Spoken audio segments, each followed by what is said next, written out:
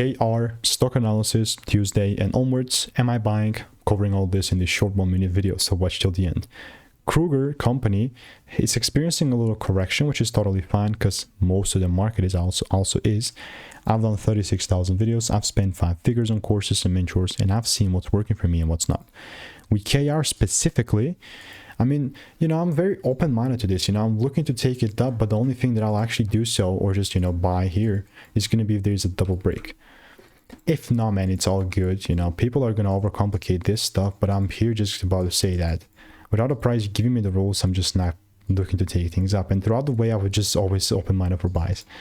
So I'm just still going to continue to do so with removing all the crap that I had before that.